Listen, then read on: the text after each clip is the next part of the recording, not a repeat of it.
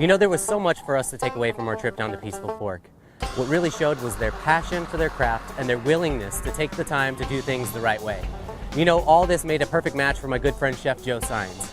I have the most respect for chefs that spend the time to find the best locally sourced ingredients. And this very principle is the cornerstone to Swine House, which brings us to the local Sprout Food Hub here in San Antonio, Texas, where we're gonna create beautiful dishes from this Peaceful Pork. One of the cool things about buying from a farmer like Loncito is that someone like me can buy a whole pig, or basically anybody can specify what they need and get something beautiful like this slab of belly. Not only is pork belly amazing cured, but it's really awesome just cooked straight raw. So what we've done is devised a way to utilize fresh lardones, which classically, if you say the word lardone, it's supposed to mean raw pork belly cut into slabs all the way down the belly. And then once we have our slabs, we're just gonna cut little finger length lardones. So once we have a nice big handful of lardones all the way through the belly, what we're gonna do is we're gonna add it to a pot with a splash of water and cook it on medium heat until they're nice and rendered and a little bit brown. What we have is a really gorgeous rendering of liquid gold pasture raised pork fat and a bunch of beautiful brown, crispy, gooey chunks of pork. So if you could just secure that for me. Absolutely. We are going to separate these beautiful lardones from this amazing fat.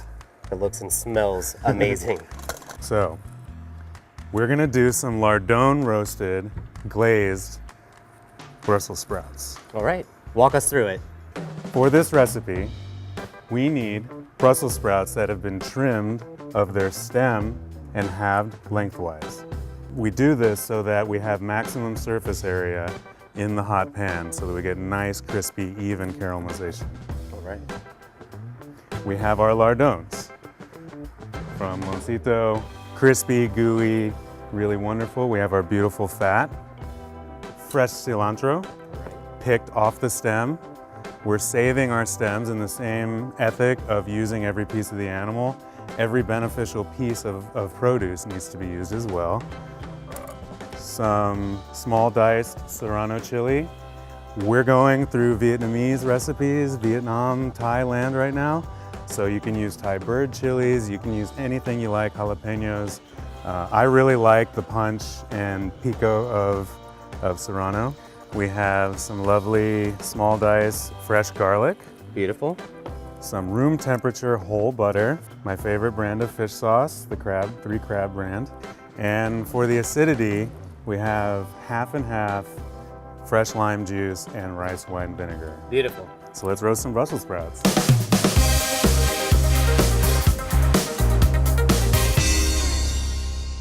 All right, Joe, these look amazing. Does this have everything that we're looking for? Absolutely, we've got even browning on both sides. We're plenty hot, and now I think it's time for us to build our glaze. We've got our hot pan back on here, and so we're gonna start with a little bit more of our wonderful fat, just a touch. Now we're turning down the heat. We We had high heat for the caramelization of the Brussels, but we're going to lower the heat just a little bit for the glaze. And now we're gonna sweat our aromatics, which we saved, these beautiful cilantro stems. Nice little bit of garlic, as much or as little as you'd like. So we're just going to coat everything in fat. That smells awesome. It does. A lot of those oils are coming out of the cilantro stems, right. And the garlic just smells amazing. Make sure we don't burn. I got some lovely bones from a pig from Loncito. I made a pork stock out of it. Beautiful. And we're just gonna add, 4 ounces. Let's do 6 ounces. Now, those who don't have time to make a bone broth or bone stock, could they use something from the grocery store? You can use or water. You can use water? Yeah, just keep in mind, maybe boost up the aromatics a little bit. You're just not gonna have the super well-rounded flavor of a lovely stock. So we've added the water. We're gonna reduce it down so that it's gonna coat everything really nicely. So the fat element, we have fat in the pork, but there's no emulsifier in it. The emulsifier we're gonna use is butter. And this is the butter that you let sit at room temperature. That's right. So what I'm doing right now, this is an important thing. The swirl is what's gonna make sure that the butter doesn't break. Breaking is when the butter evaporates too much water out and you've stretched the fat out to where the emulsion is no longer applicable. And what it's gonna do, it's gonna emulsify and it's gonna have a really beautiful viscosity to it. That smells amazing. And we're just gonna reduce this down for thickness. All right. Now we're gonna add our fresh chilies. I like a lot of chilies. And for those making this at home, chilies to taste. We're gonna transfer our lardones back into here to heat them up again. Add that beautiful fatty, crispy crunch. Yeah. Now we're gonna add our fish sauce. This is gonna be the main salt component of it. It's funky, it's fishy, there's tons of umami. Maybe a tablespoon. Same amount of our lime and vinegar. Now there's a little bit of water in the vinegar, so we're gonna evaporate a touch of that out. So once our items are really glossy and glazed and beautiful, we'll pull it from the heat. Just enough. Oh man, that looks good. Looks amazing. It smells great. And so we're going to now add our lovely Brussels sprouts, which are still hot from our roasting. Magically, it's almost totally seasoned because of the fish sauce. And that's all your sodium component that you need is within this fish sauce. I'm gonna hit it with a touch more. We need a little bit more acidity. These are the games that we play as cooks. A little bit of this, a little bit of that. Fresh cilantro, which is one of my all-time favorite herbs. Let's do a lot of it. How about that? All right. Now, is this a beautiful dish you can make all times of year? Absolutely. Brussels sprouts are amazing when it's cold. They're super hearty. They're available during the spring and the summer. I mean, pretty much any time. Super packed with vitamins. This is a one-pot meal. This is my one-pot meal. Perfect. You know, it's got tons of fat, tons of veggies, texture, flavor. Why don't you give that a taste? The Brussels are perfectly crisp.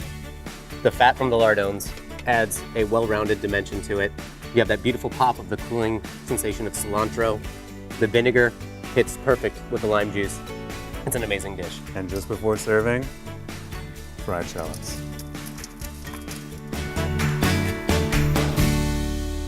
So what we're gonna be using here is a little bit of ground pork to show you an easy, at-home way to make sausage patties. When we're doing sausage patties, I thought of brunch. And so we're gonna be accompanying this with some at-home rice grits, and we're gonna have some poached eggs, and then we're gonna use a beautiful cream and Oaxacan espresso shot sauce to coat this all. Today we're gonna be using a little bit of warm spices. So essentially this is gonna be kind of like a Chinese 5-spice with a little bit of additional spices added to it. We're gonna have a little bit of ginger, we have the fennel, a little star anise, we have some cinnamon, some clove. I also added a little bit of nutmeg and allspice into it. It gives all the beautiful flavors of winter and adds that nice at-home feel. In addition to that, we're going to be using a little bit of toasted black sesame seeds and some Szechuan peppercorn and fresh coriander that I toasted in a skillet and just quickly pulsed in the spice grinder. So to start, we have the ground pork in the bowl. We're going to add a little bit. Joe, you want to measure out about 2 to 3 teaspoons, so a tablespoon of spice. We're just going to eyeball it. Absolutely. And we're gonna do a hearty pinch of the Szechuan peppercorn. We have the sesame seed and the coriander. All these spices are very warming, very aromatic. All right, so simply you can either mix with hand, or if you have a home mixer, we can mix it in there. So I'm gonna go ahead and use the mixer with the paddle attachment. So we have just your basic kitchen aid mixer, paddle attachment. We're gonna take all of this, and we're gonna make sure that we get every last little bit in there. All right. It already smells super aromatic. It's like plum sauce. It reminds me like of a duck roast. Yeah, it's gonna be beautiful. So what I'm gonna do is give this a good mix. So we're just gonna turn it on low, just to give it a good mix and incorporate all those beautiful seasonings. So if you don't really wanna whisk it, because we don't wanna add too much air to it, this helps incorporate and thoroughly mix the fats together. It's almost like emulsifying when you're making a patty. You can do it by hand, like I said, but I prefer to mix it. It's gonna be more consistent and fluid throughout, and mainly on the distribution of spice. All right, we're gonna shut it down for a second. I'm gonna add just one hearty pinch of salt and maybe one little pinch of black pepper. So this is looking beautiful in consistency. Once again, you can just smell all these spices. You can see the way it looks. The fat's been mixed properly in with the protein. It looks fluid. It's actually changed color a little bit. We have put a little bit of air into it, but it's turned this lighter pink. And before it was that beautiful red. And you heard Lancito say we don't do the other white meat. We have red pork. You can use ring molds for this to make them all perfectly uniform in shape, but we're kind of gonna freestyle this. And Joe is the master of all things charcuterie. So what we're gonna do is I'm gonna get a sheet tray, and we're gonna kind of freeform these patties, and then we're gonna put them into refrigeration to cool down. It also lets them be a little bit firm before we put them on the heat to griddle them. When we were creating this sausage recipe, the first thing that came to mind was using this to incorporate into a brunch dish. Now, one of my favorite things to have at brunch is grits. So we're gonna do a little different take on grits. We're gonna be making rice grits. And those of you who have not had them, rice grits are basically using the starch, which is in rice, mixing it in with either some milk or some water. I'm just gonna be using straight water for this. I'm using arborio rice today and forming a creamy consistency with these grains, such as you would with corn grits. So what we have here is some arborio rice. I like using this because when you use it for risotto, it does add that extra richness and creamy flavor. And it has a little bit of a nutty taste. So what we're gonna do is we're gonna take just some straight arborio rice. You can use one of these $8 Mr. Coffee or any type of spice grinder at home. And we're simply just gonna incorporate a little bit of the rice into the grinder. So usually using a shorter grain or a medium grain rice is gonna give you the better consistency that we're looking for. All right, so simply you're just gonna pulse. Don't ever hold the button down completely because you're gonna disintegrate it and turn it into dust. But you're simply gonna pulse it multiple times until you get the consistency of grits. So we're gonna give it a couple more pulses, and you can see all the starch that's popping out with the dust. The cool thing about this too is if you're not going to use it for rice grits, you can also use this as a thickening agent when you're making some soups. A lot of times in Cajun cuisine, they'll actually use some ground up rice for its starch to thicken broths. That's cool. There's so many gluten-free people these days. Exactly. There's nice multiple ways. So we're just going to tap it out, and then I'll show you. You can see, it looks just like coarse ground grits. And so a rule of thumb I was always taught when you're cooking with grits is 3-2-1. So you can use 3 cups water, 2 cups half and half for cream, and 1 cup of grits. So right now I'm just gonna use straight water because we wanna really accent the pork in this dish. All right, so we're gonna get the water boiling. After it comes to a boil, we're gonna incorporate our rice grits, stirring them constantly until we get the consistency that we're looking for. And on average, it's gonna take between 10 to 15 minutes. Constantly stir so that the rice does not stick to the bottom of the pan. You don't want to give any scorched flavor. Any residual liquid after the rice has already been out, you can actually strain out and then reincorporate to add the thickness and consistency that you want. So we made our sausage patties, we have our rice grits going, and Source to Course is committed to showing you the absolute best ingredients possible that are locally sourced. So we have Pulp's amazing organic Oaxacan coffee that we're gonna be using as a sauce to serve on top of the poached egg and sausage. So we're gonna have a little bit of this Oaxacan coffee, we're gonna have some heavy cream, a hint of Steen's cane syrup, a little bit of scallions on top to round out the whole dish, and served with Joe's perfectly glazed, beautiful Brussels sprouts.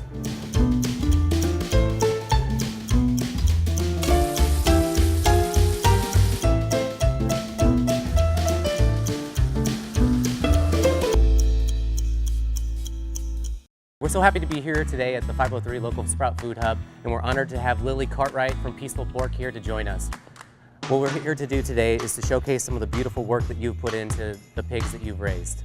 So today we have a beautiful dish of poached eggs, we have a winter spiced sausage which we made from your ground pork, a little bit of rice grits, we used the beautiful organic Oaxacan coffee that James and Lisa from Pulp poured for us, mixed with a little cream and some Steen's cane syrup. We of course have some Kerrygold butter and a little bit of chopped scallions. Joe was honored to be here as well. I don't know any other chef that appreciates true ingredients such as yours as much as Joe.